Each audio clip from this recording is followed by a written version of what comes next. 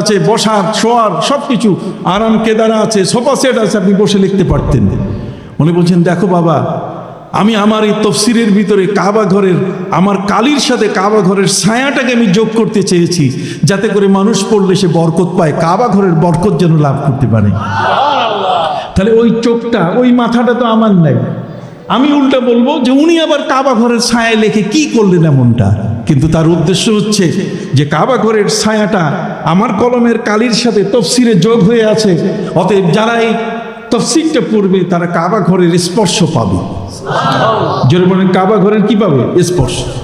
আসুন, ইমাম বুখারী রাহমাতুল্লাহি আলাইহি তিনি মৃত্যুবরণ করলেন, ঘোড়ার উপর থেকে পড়ে গেছিলেন, স্ট্রোক করেছিলেন তিনি। এখনকার যুগে যেটা সহজে বোঝা যায়, কি করা? স্ট্রোক করা। উনি স্ট্রোক করে পড়েছিলেন। উনি যেখানে স্ট্রোক করেছিলেন সেই জায়গাটিতে আমি গিয়েছি, এটার নাম হলো খারতাং। নাম কি? খারতাং। এই খারতাং এলাকার মধ্যে সেখানে তিনি পড়ে যাওয়ার পরে তারপর তার কবরে যখন তাকে নেওয়া শুরু হলো, রাজা বাদশাহ সহ সর্বস্তরের মানুষ তাকে কাঁধে করে নিয়ে যাওয়ার জন্য যখন কবরস্থানে নিয়ে যাচ্ছে, কবরের মাটিতে রাখার সাথে সাথে পুরা মাটিগুলো সুগন্ধিতে পরিণত হয়ে গেল। আমরা তো আমাদের মৃতকে কত রকম ভাবে সুগন্ধি দিয়ে তাকে আমরা সুগন্ধিযুক্ত করি, কথা কন। অথচ ইমাম বুখারী রাহমাতুল্লাহ আলাইহিকে যখন কবরে রাখা হলো তখন তার সুগন্ধি এমন ভাবে ছড়ে গেল যে জামালে হাম নশি দরমান আসর কাট, জামালে হাম নশি দরমান আসর কাট, ওয়াগরনা মান হামা খা কাম কে হস্তাম। যার দেহ মাটিতে লাগার সাথে সাথে মাটি মুআত্তার হয়ে গেল, মাটি সুগন্ধিতে পরিণত হয়ে গেল। রে ভাইরা, পৃথিবীর মধ্যে একজন ব্যক্তি এক পাথরের ঢিলাকে জিজ্ঞাসা করছে, একটা মাটির ঢিলাকে। কোন ঢিলা? আপনারা সবাই বললে খুব খুশি হব। কিসের ঢিলা? মাটির ঢিলা। কথা বুঝে গেছে? মাটির ঢিলাকে তিনি জিজ্ঞাসা করলেন যে, রে মাটির ঢিলা, তুমি তো মাটি, পৃথিবীর মধ্যে তিনটা জিনিসের কোনো গন্ধ নাই, তিনটি জিনিসের গন্ধ খুঁজে পাওয়া যাবে না। যদি তিনটি জিনিসের গন্ধ থাকতো তাহলে মানুষ পৃথিবীতে বাস করতে পারতো না। এই তিনটি জিনিসের মধ্যে একটি হলো মাটি। মাটির কোনো গন্ধ নাই। যদি মাটিতে আপনি বসেন আপনি কোনো গন্ধ পাবেন না। মরা একটা পড়ে থাকলে, একটা সাপ মরে গেছে অথবা একটা কুকুর মরে গেছে, তার দুর্গন্ধ আপনাকে বিষিয়ে তুলবে, আপনি সেখানে থাকতে পারবেন না। কিন্তু আপনি যেখানে বসে আছেন, এই যে আমরা দাঁড়ায় আছি, কোনো দুর্গন্ধ আছে মাটি থেকে? কই দুর্গন্ধ নাই। এটা কি কোরআনে আছে? অবশ্যই আছে। আল্লাহ পাক রব্বুল আলামিন পবিত্র কোরআন মাজিদে তিনি বলেছেন, আলাম নাজালিল আরদা কিফাতা আহইয়াআন ওয়া আমওয়াতা। আহইয়াআন ওয়া আমওয়াতা। আল্লাহ বলছে, আমি মাটিকে তোমাদের জন্য কি যথেষ্ট করি নাই? এটা হজমকারী, এটা যা দিবেন এর ভিতরে ঢুকাবেন সবটা কি হজম করে ফেলবে, এর দুর্গন্ধ উপরে উঠতে দিবে না। এই জন্য আমরা লাশ দাফন করি কোথায়? মাটির নিচে। আমরা পোড়াই না। ইসলাম সেটাকে কখনো অনুমোদন করে নাই। ইভেন এই যে কিছুদিন 2021 এই যে 22 যে করোনা হলো চীনের উহানে, সেখানে মানুষগুলোকে আগুনে পুড়ে মরা মানুষগুলোকে আগুনে পোড়ানো হয়েছে। ইসলামিক ফাউন্ডেশনের বিশাল আলেমদের একটা মাসাইল এটাকে হল করার জন্য, যে যাদের করোনায় যারা মারা যাবে তাদেরকে পোড়ানো যাবে কিনা। আমরা বলেছি না, কোনো মতেই তাদেরকে পোড়ানো যাবে। ঠিক মতো তাকে গোসল দিতে হবে এবং ঠিক মতো জানাজা দিয়ে তাকে কি করতে হবে? দাফন করতে হবে। আপনি কি সুবহানাল্লাহ বলবেন না? সম্মানিত সুধী বন্ধুরা আমার, সহজ ভাষায় আপনাদের কাছে বলতে চাই, হযরত ইমাম বুখারী রাহমাতুল্লাহি আলাইহির মতো ব্যক্তি, তার বিষয়টি বলতে গিয়ে বলতেছিলাম, একটা মাটির ঢিলা, এটার মধ্যে সুগন্ধি, তিনটা জিনিসের মধ্যে কোনো গন্ধ নাই। কয়টা গেছে? কয়টা? একটা। সেটা কি? মাটি। জোরে বলেন কি? 2 নম্বর হলো পানি। আপনি যে পানিটা পান করছেন, এই পানিতে গন্ধ থাকলে আমরা পানি পান করতে পারতাম না। আর এটা কি? বাতাস। এই যে নির্মল পরিমল যে বাতাসটা আমরা টানতেছি, কথা কর না, আমাদের অক্সিজেন হিসাবে, কার্বন ডাই অক্সাইড হিসাবে এটা বের হয়ে যাচ্ছে, আমাদের নাকে যে বাতাসটা দেখেন তো, যদি দুর্গন্ধ হতো আমরা থাকতে পারতাম? থাকতে পারতাম? তাদের কত বড় ইসলাম, কত চমৎকার। তিনটা জিনিসের মধ্যে কোনো গন্ধ নাই। কয়টা?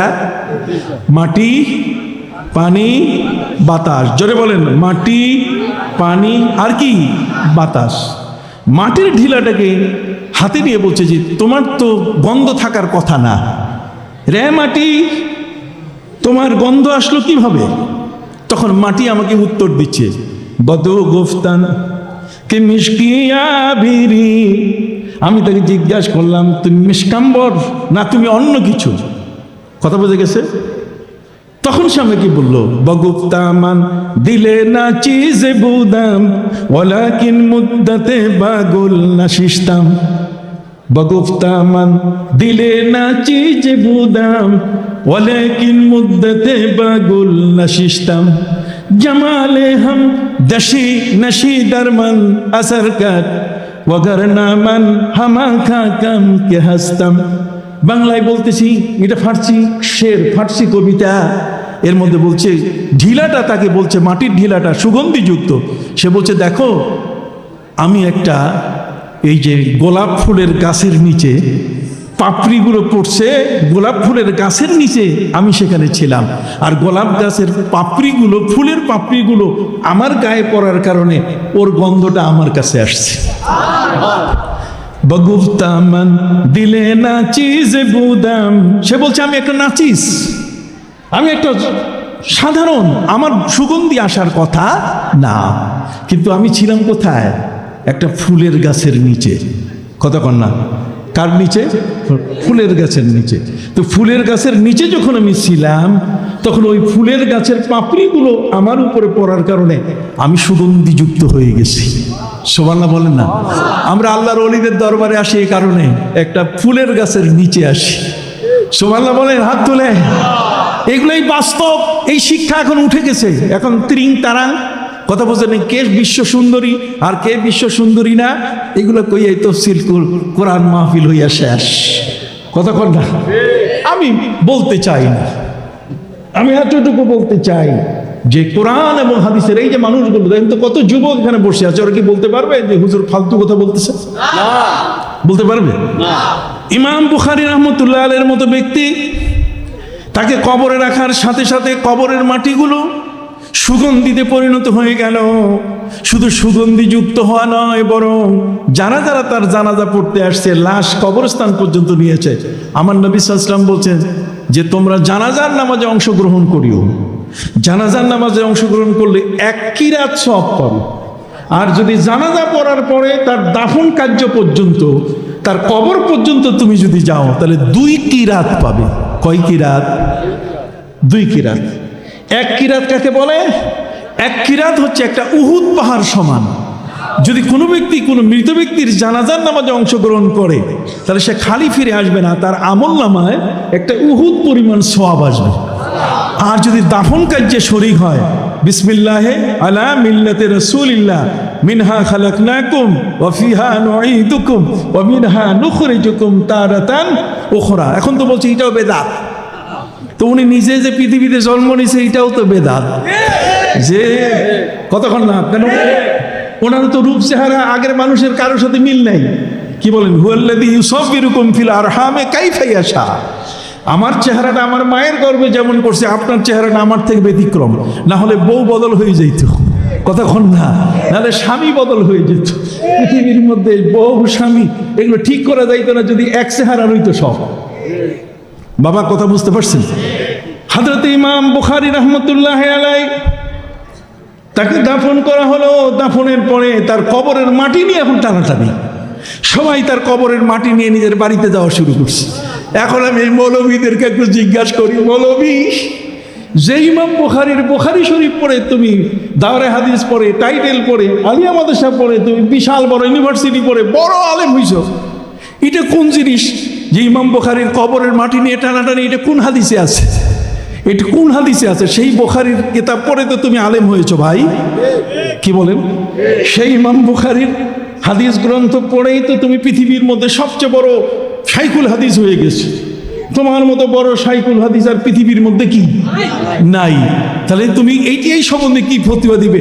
আমি রেখে দিলাম, কতক্ষণ না, আমি কি রেখে দিলাম যে কবরের মাটি নিয়ে টানাটানি, মানুষ কবরের মাটি দেয়, কবরের মাটি দিয়ে সুন্দর করে সেটা উটের যে উপরের অংশ কুহান, তার যে চুটিটা, উটের পিঠের উপরে যে চুটি, এটাকে যেমন আমরা কবর সাজাই, এটা সুন্নাহ, কতক্ষণ না সম্মানিত সুধী। কিন্তু ইমাম বুখারীর কবর থেকে সব মাটি নেওয়া শুরু করছে। এই জন্য ইমাম বুখারীর আত্মীয় একজন ছিলেন, তার নাম হলো গালেব জিবরিল। নাম কি? গালেব জিবরিল হচ্ছে তার আত্মীয়। গালেব জিবরিল উনি বলছেন যে কবর তো শেষ পর্যন্ত লাশ বের করে ফেলবে, এই জন্য চতুর্দিকে এমনভাবে রাষ্ট্রীয় সাহায্য চেয়ে তিনি বললেন যে গোটা কবরের চতুর্দিকে পাহারা দিতে হবে যাতে কেউ মাটি নিতে না পারে। যেই মাটি নেয় এই সুগন্ধিটা বরকতের জন্য তার ঘরে নিয়ে যায়।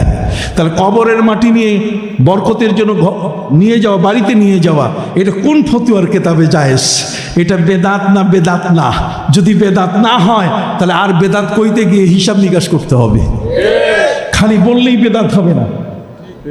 আমি বলতেছিলাম ইমাম বুখারী ইন্তেকাল করলেন পুরা সমরকান্দ এলাকায়, একটা হচ্ছে তাশকান্ত আর একটা হচ্ছে সামারকান্দ।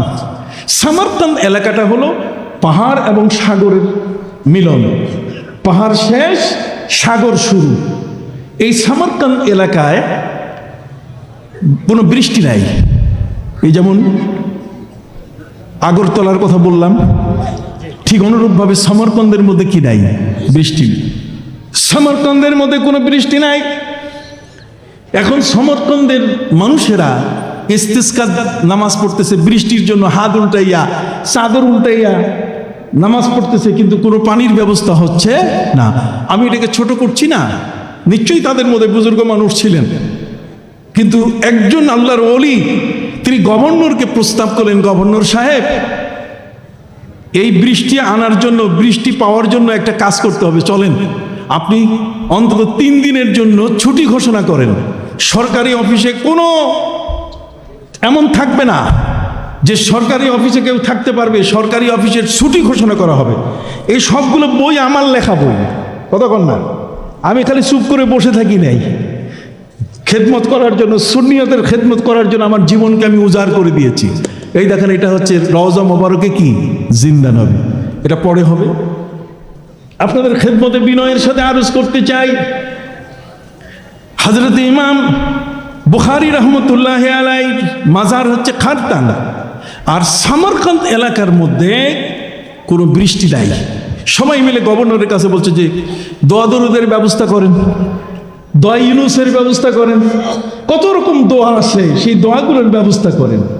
কিন্তু একজন দরবেশ, একজন আল্লাহর ওলি, তিনি গভর্নরকে বললেন যে দেখেন 3 দিনের জন্য ছুটি ঘোষণা করুন, রাষ্ট্র বন্ধ থাকবে, অফিস আদালত চলবে না। কই তার মানে 3 দিনে কি হবে? উনি বলছেন 3 দিনে আপনার সব অফিসার নিয়ে ইমাম বুখারীর মাজারে চলে যাবেন। কোথায়? আমি ইমাম বুখারীর উপরে পিএইচডি করেছি, আমার ডক্টরেট ডিগ্রি হয়েছে কি ইমাম বুখারীর উপরে। আমি পিএইচডিও করেছি এবং তার জীবনের ইস্তেহাদ, জীবনের যত গবেষণা আছে সেই গবেষণাগুলোকে গবেষণা করে আমি ডিগ্রি নিয়েছি। কথা বুঝলেন নাই? ওই ভুয়া ডিগ্রি না, কথা বুঝতে পারছেন?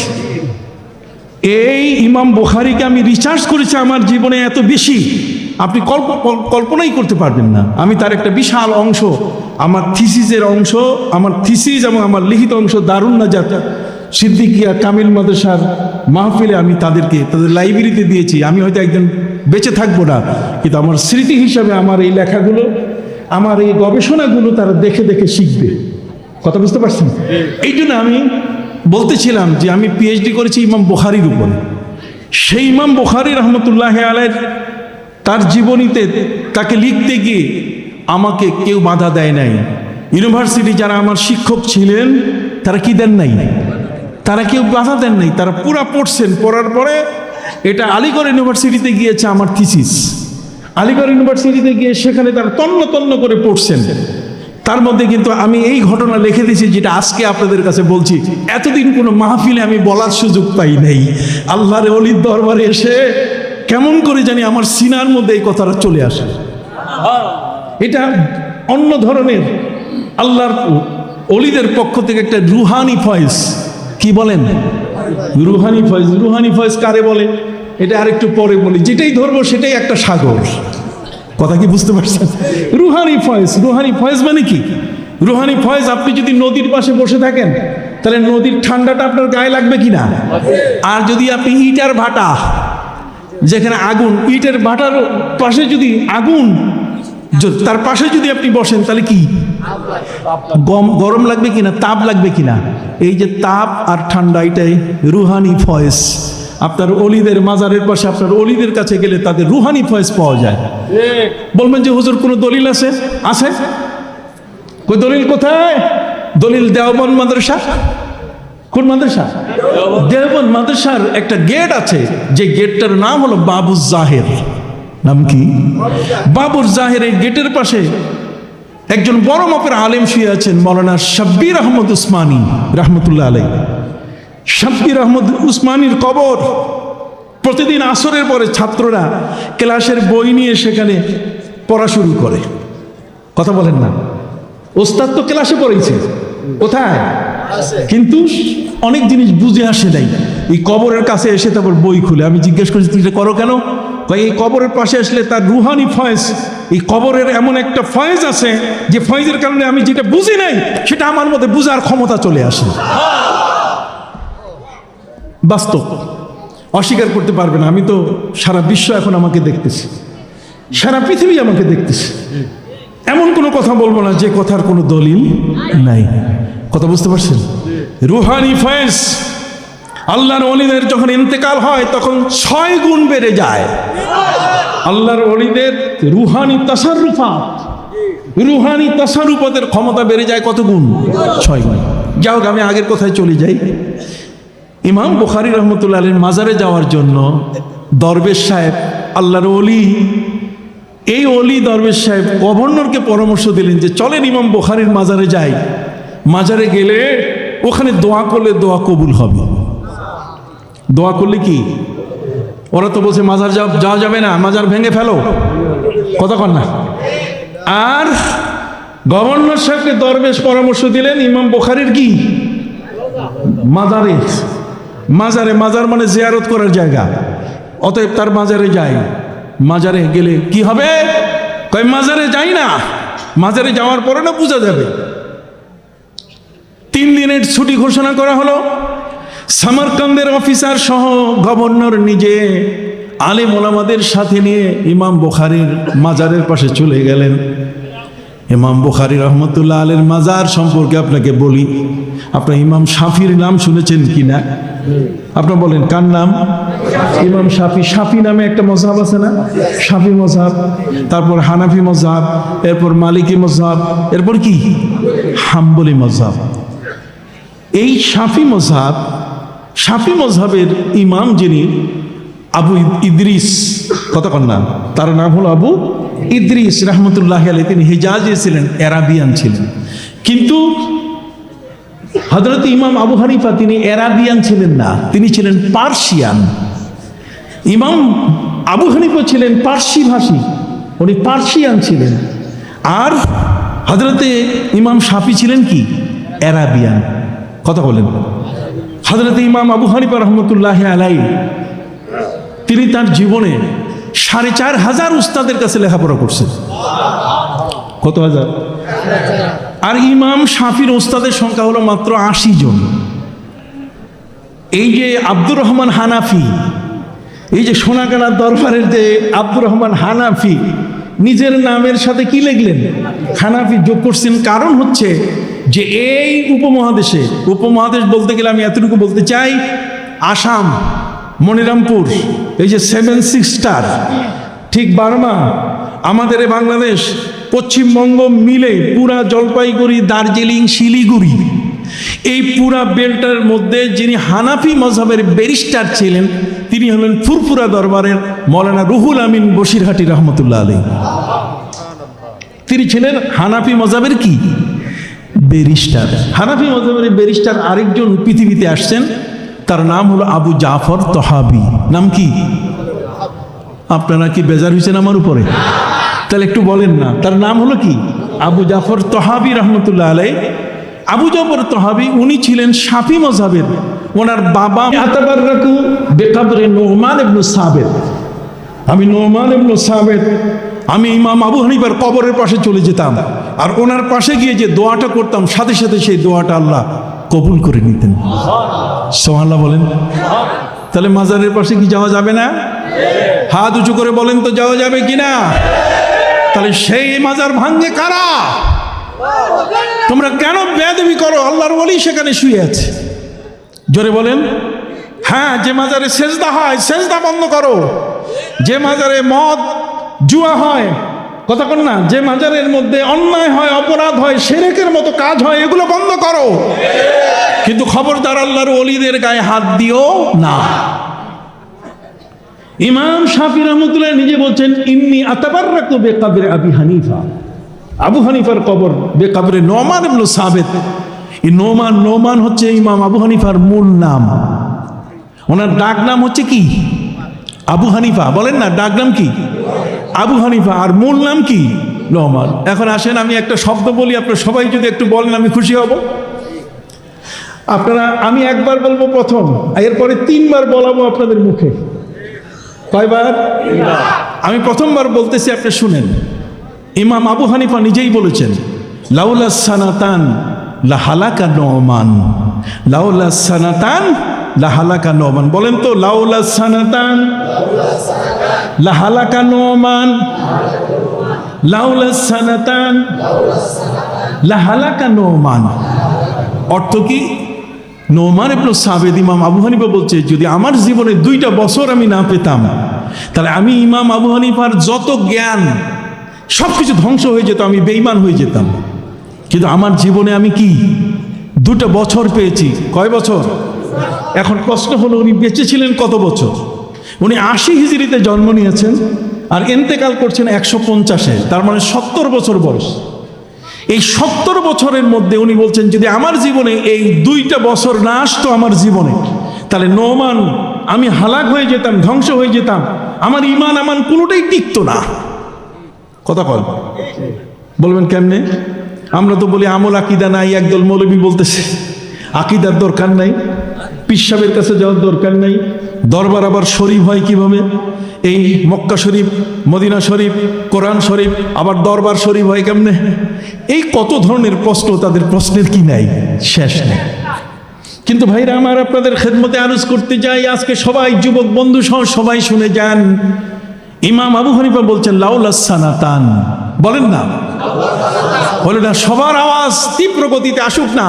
লাউলা সানাতান লা হালাকা নুমান। অর্থ বলছি, যদি 2টা বছর আমার জীবনে না পাইতাম, 70 বছরের মধ্যে কয় বছর? তাহলে আমি কি হয়ে যেতাম? ধ্বংস হয়ে যেতাম, আমি হালাক হয়ে যেতাম।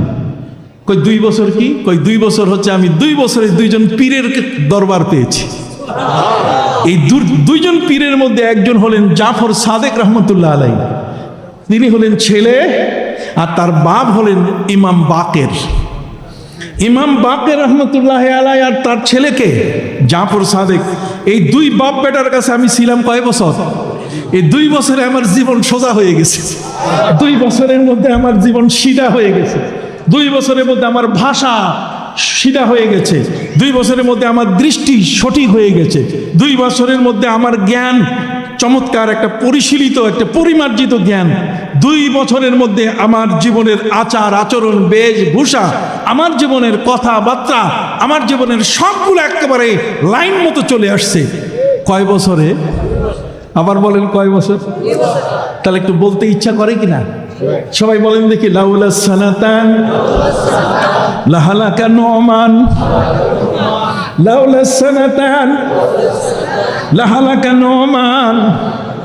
যদি 2টা বছর আমার জীবনে না পেতাম। 2 বছর তিনি কাকে পেলেন? জাফর সাদেক। জাফর সাদেক কে? জাফর সাদেক হলেন খলিফা মনসুরের যুগের একজন ওলি। খলিফা মনসুর যিনি বাগদাদ তৈরি করছেন, এই বাগদাদের রূপকার খলিফা মনসুর। খলিফা মনসুরের সময়ে এই ওলি বাগদাদে বাস করতেন, জাফর সাদেক রহমতুল্লাহ আলাই। জাফর সাদেক রহমতুল্লাহ আলাই দরবারে এত লোকের ভিড়, এত লোক, খলিফা মনসুর একজন রাষ্ট্রপ্রধান তার দরবারে আসে না, ফলে তার হিংসা হয়ে গেল। উনি এই খলিফা মনসুর এখন চিন্তা করলো যে এই দরবেশকে মেরে ফেলা দরকার, এই জাফর সাদেককে কি মেরে ফেলা দরকার। জাফর সাদেককে তার চাহিদাটা কি আমি বলবো আপনাদেরকে, শুনবেন? বলবো? আসেন একটা ফার্সি কবিতা, এখন ছেলেরা তো ফার্সি জানে না, এরা ফার্সি পড়ে না। জাফর সাদেক রহমতুল্লাহ আলাইহি তিনি বলেছেন, না খা হাম খোবে দুনিয়া না খা হাম রাহাতে উকবা, না খা হাম খোবে দুনিয়া না খা হাম রাহাতে উকবা, अगर खा हम तोरा खा हम ना खा हम बागिर दुआनिरा। জাফর সাদিক রহমতুল্লাহ বলছে যে প্রভু, আমার যে কুড়ে ঘরটা, এই কুড়ে ঘরটার একটা বৈশিষ্ট্য আছে। আমি যে ঘরটার নিচে বাস করি, আপনি শুনতেছেন সবাই? আমি যে ঘরটার নিচে বাস করি সে ঘরটার আলাদা একটা বৈশিষ্ট্য আছে, আর সেটা হলো যে এত ছিদ্র যে বৃষ্টি পড়লে পানি চুয়াইয়া চুয়াইয়া আমার সব কাপড় ভিজে যায়, আমার বিছানা ভিজে যায়। কতক্ষণ সূর্যের আলো যখন পড়ে গরমের দিনে, তখন ওই ছিদ্রগুলো দিয়ে এমনভাবে আমার ঘরের ভিতরে সূর্যের আলোগুলো পড়ে যে আমার আর ঘরটা এমন হয়ে যায় যে সেখানে আর থাকা যায়। আমি এরকম একজন ঘরের বাসিন্দা। তুমি যদি আমাকে জান্নাত দাও, আর সেই জান্নাত দিয়া তোমার দেখা যদি আমি জান্নাতে না পাই, তাহলে এত সুন্দর আমার জান্নাত দরকার নাই। আমার এই পানি চুয়ে পড়া এই ঘরটা, এই কুড়ে ঘর, এটাই ভালো যদি তুমি আমাকে এখানে দেখা দাও। সুবহানাল্লাহ। আল্লাহ উনি বলতেছেন, না খা হাম খোবে দুনিয়া, এ পৃথিবীর চাকচিক্য আমি চাই না। না খা হাম রাহাতে উকবা, জান্নাতের মহান শান্তি তুমি আমাকে দিলে, কিন্তু তুমি নাই। তোমাকে যদি জান্নাতে না পাই, তাহলে সেই জান্নাত আমার প্রয়োজন নাই। এটি আল্লামা ইকবাল বলেছেন। কে বলছেন? আল্লামা ইকবাল। আল্লামা ইকবাল বলেছেন, সজদু কি বদলে ফিরদাউস মিলে, सजदू के बदले फिरदाउस मिले, ये बात मुझे मंजूर नहीं। सजदू के बदले फिरदाउस मिले, ये बात मुझे मंजूर नहीं। इबादत करता हूँ मैं बंदा हूँ, मैं तेरा मजदूर नहीं। আল্লামা ইকবাল বলছেন যে সেজদা দিয়ে ফেরদাউস আদায় করবো, তা আমি তো তোমার কামলা হয়ে গেলাম। কতক্ষণ আমি তোমার কি কামলা হয়ে গেলাম? বরং আমার উপরে দায়িত্ব হলো তুমি যে নেয়ামত দিয়ে, যে সূর্য চন্দ্র এই জগতের যা কিছু আমার জন্য সৃষ্টি করেছো, আমার তো প্রতিটি মুহূর্তে তোমার দরবারে সেজদায় পড়ে থাকা উচিত। কি বলেন, ঠিক না? আমি এই সেজদা দিয়া তোমার জান্নাত ফেরদাউস আমি আদায় করব, আমি তো তোমার কামলা না। কতক্ষণ সেজদু কি বদলে फिरदाउस मिले, ये बात मुझे मंजूर नहीं। এটা আমার পছন্দসই কথা নয়। ইবাদত করতা হুঁ मैं বান্দা হুঁ, বান্দা হিসাবে আমি বন্দেগি করব, এটা তোমার পাওনা। অতএব আমি তোমার মজদুর না, আমি তোমার কামলা না, আমি তোমার শ্রমিক না। কথা বুঝেন নাই? তো জাফর সাদেক রহমতুল্লাহ আলাইহি উনি বলছেন যে প্রভু, তুমি জান্নাত যদি দাও আর সেখানে তুমি যদি না থাকো, তোমার দেখা যদি না পাই, তাহলে ওই জান্নাত আমার দরকার নেই, আমার এই কুড়ে ঘরেই যথেষ্ট যদি আমি তোমাকে এখানে পাই। সেই জাফর সাদেককে খলিফা মনসুর বাধ্য করলো তার দরবারে আসার জন্য। উনি বলছেন আমি এই সমস্ত রাজা বাদশার দরবারে যাই না। খলিফা মনসুর তার মন্ত্রীকে দিয়ে জোর করে ওনাকে বের করে নিয়ে যাচ্ছিল। তার উদ্দেশ্য হলো যে দরবারে আসার সময় সিঁড়ি দিয়ে যখন উঠবে, দুইজন জল্লাদ দাঁড় করায় রাখবে, জল্লাদের হাতে থাকবে তরবারি, যাতে সিঁড়ি পার হওয়ার সাথে সাথে তাকে টুকরা টুকরা করে ফেলে। ইমাম আবু হানিফার কি পীর, যেটা বলেন ইমাম আবু হানিফার কি পীর, আবার বলেন ইমাম আবু হানিফার কি, আবার বলেন মুর্শেদ কি, ওয়ালিয়াম মুর্শেদা। কতক্ষণ না তার মুর্শেদ, পীর মুর্শেদ হযরত জাফর সাদেক। সেই জাফর সাদেকের দরবার সম্বন্ধে ইমাম আবু হানিফা ওপেন বলেছেন, লাউলা সানাতান লাহালাকা নোমান, লাউলা সানাতান লাহালাকা নোমান। যদি আমার জীবনে 2টা বছর না পেতাম, তাহলে আমি কি হয়ে যেতাম? ধ্বংস হয়ে যেতাম। মনে থাকবে এই কথাটা? হাত উঁচু করে বলেন দেখি, মনে থাকবে? আরে সিনা দরবার শরীফে আপনারা এসেছেন, মনে থাকবে তো বাবা? খুব মনে রাখার চেষ্টা করবেন। সম্মানিত শুধু বন্ধুরা আমার, হযরত জাফর সাদিককে যখন মন্ত্রী নিয়ে যাচ্ছে তার দরবারে, উনি যেতেই চান নাই, ঠিক আছে চলো। যখন যাওয়া শুরু করছেন, যাইতে গিয়ে সিঁড়ির পাশে দুইজন জল্লাদ রেডি। জল্লাদ বলছে, স্যার, খলিফা মনসুরকে বলছে যে আপনি হুকুম না দিলে তো হত্যা করতে পারবো না, কাজে আপনি সিংহাসনে বসে থাকবেন, আর আপনার দরবারে যখন আসবে তখন আপনি অন্তত একটা কিছু আলামত, ফাঁসির আসামি অন্তত বিচারক অথবা যিনি জেলার থেকে তিনি একটা লাল কাপড় ফেলে দিলে সাথে সাথে তক্তা আলাদা করে ফেলে রশি টানে। অতএব আমরা যে হত্যা করব তাকে আপনার তো কিছু আলামত দিতে হবে, কথা কন না? যখন ফেরাউনের কাছে আলামত চেয়েছিল তার 3 বাহিনী প্রধান যে মুসা নবীকে মারবো যে রাত্রে, আপনি একটা আলামত দেন, একটা বাঁশি ফু দেন, বাঁশিটা ফু দিলে আমরা বুঝবো যে মুসা নবী এবং তার ভক্তদেরকে মারার সময় চলে আসছে। তখন ফেরাউন বলল যে দেখো, আমি এত বড় বাঁশি পাবো কই, বরং আমার কাছে একটা আলাদা বাঁশি আছে, ডিজিটাল বাঁশি। কথা কন না? কি বাঁশি? ডিজিটাল বাঁশি। ডিজিটাল বাঁশি কি? কয় ফজরের আগে যে মুরুগ যখন কুকরু কুক দেয়, তো কুকরু কুক দিলেই মনে করবো যে আমি বাঁশি বাজাই দিছি, এটা আমার ডিজিটাল বাঁশি। কথা বলছেন নাই? হযরত মুসা নবী সেজদায় পড়ে আল্লাহর কাছে বলছেন যে আল্লাহ বলছেন, কাঁদতেছো কেন মুসা? কয় কুকরু কুক পর্যন্ত আসি। আল্লাহ বলছেন, হ্যাঁ মুসা, আমি গোটা মিশরের মুরুগের উপরে নোটিশ করে দিয়েছি, ওরা আজকে কুকরু কুক দিবে না। সুবহানাল্লাহ বলেন, ওরা আজকে কি দিবে না? কুকরু কুক দিবে না। তাহলে কুকরু কুক দিবে না, এই যে একটা বিশাল ব্যাপার। এগুলো বাবা মজলিসগুলোতে আলোচনা হওয়া দরকার। কি বলেন ঠিক কিনা? আজ এগুলো নষ্ট হয়ে গেছে। মজলিসগুলো এখন কি হয়ে গেছে? মজলিস এই চেয়ারে যারে তারে বসার যোগ্যতা আছে বলে এটা আমার জানা নেই, আমার নিজেরও নাই যোগ্যতা। পীর সাহেব আমাকে বসাই দিয়েছেন, যা পারতেছি বলতেছি, কতক্ষণ না, যা ফয়েজ আসতেছে তাই বলতেছি। জাফর সাদেক সিঁড়ি বাইয়া যখন উপরে উঠা শুরু করছেন খলিফা মনসুর সিংহাসনে, খলিফা মনসুর 2 জন জল্লাদকে বলে দিয়েছে যে আমি মাথার টুপিটা মুকুটটায় হাত দিয়ে উঠালেই মনে করবো আমি হুকুম করছি কতল করার, কাজে জাফর সাদেককে কতল করে ফেলবে। যখন সিঁড়িতে পা দিবে ওই সময় 2 জন জল্লাদ একবার দেখতেছে জাফর সাদেকের দিকে, একবার ওনার মাথার টুপি, খলিফা মনসুর মাথার মুকুট উঠাচ্ছেন কিনা। ঠিক এমন একটি মুহূর্তে দেখা গেল, ইন দ্য মেন টাইম, এই সময় খলিফা মনসুর বেহুশ হয়ে পড়ে গেল চেয়ারে, তার সিংহাসনের উপর থেকে। কঠিন অবস্থা, এত বেশি বেহুশ হয়ে গেল, সবাই এসে দৌড়াদৌড়ি করে মাথায় পানি দেয়, এই দেয় সেই দেয়, কাম হয় না। বহু কষ্ট করে যখন তাকে সেবা শুশ্রূষা দিয়ে যখন সুস্থ করলো, জিজ্ঞাসা করলো যে স্যার, আপনার সিংহাসনে তো জাফর সাদেক উঠে গেছেন, আপনি মাথার মুকুটে যে হাত দিলেন না? কয় কি হাত দিব? উনি যখন সিঁড়ির পাশে চলে আসছে তখন 2টা বিশাল বড় অজগর এত বড় মুখ করে বলছে, মাথায় হাত দিলে, টুপিতে হাত দিলে খাইয়ে ফেলবো, একেবারে আস্থা।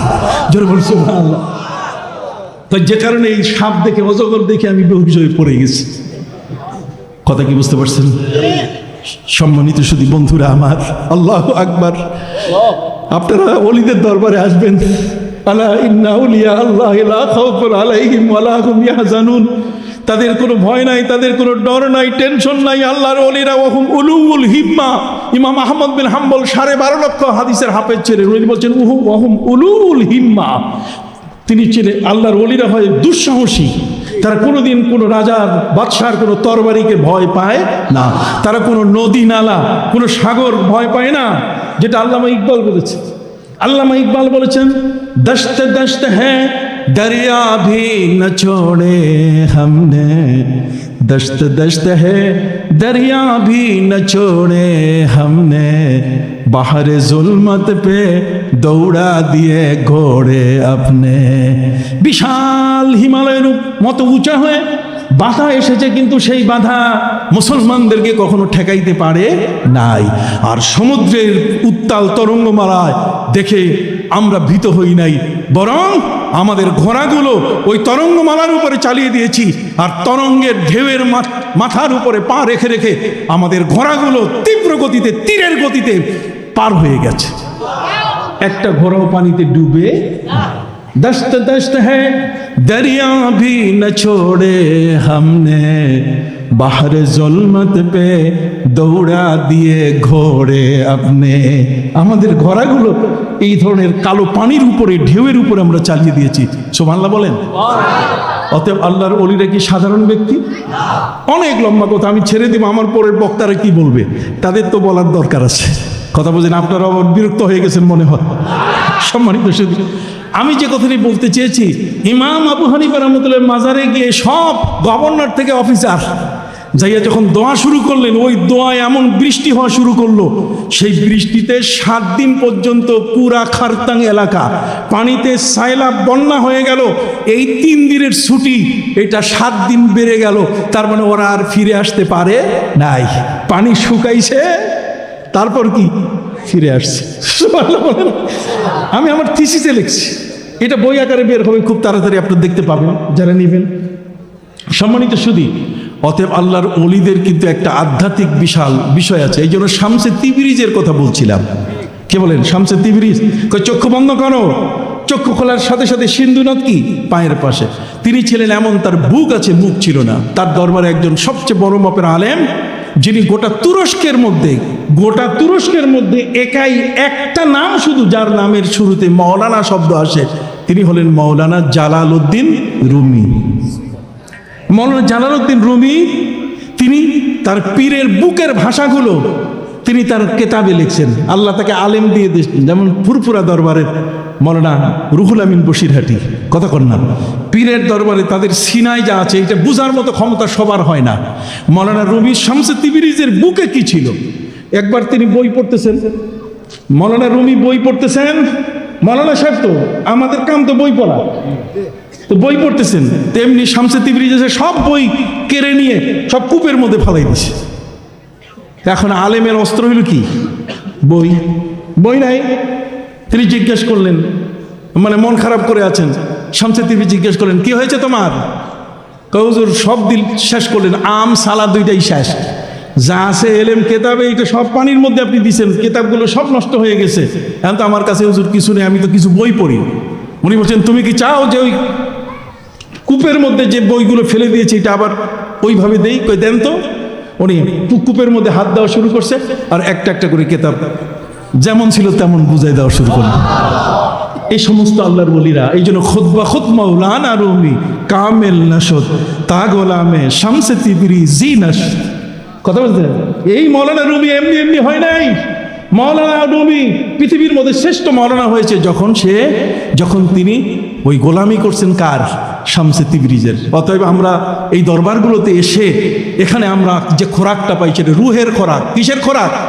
রুহের খোরাক। আমাদের একটা রুহ আছে, আমাদের একটা নফস আছে, ওয়া ইন্নান নাফসা লাআম্মারাতুম বিসসু ইল্লা মা রাহিমা রাব্বি। একটা শয়তান নফস আমাদের আছে, কথা কন না। এই শয়তান নফসটা নফসে লাওয়ামা আছে, এটাকে ধ্বংস করে নফসে মুতমাইন্নার। এখানে আমাদের হাসপাতাল দরকার। আপনার দেহের যদি অসুখ হয়, আপনি যেমন পিজি হাসপাতাল যান, মেডিকেলগুলোতে যান, আপনার রুহ যদি নষ্ট হয়, ক্যান্সার যদি হয়, ক্যান্সার কি? যেমন হিংসাটাকে বন্ধ করার জন্য কোনো ট্যাবলেট নাই, হিংসাটা বন্ধ করার জন্য কোনো রকম ক্যাপসুল নাই, কথা কন না।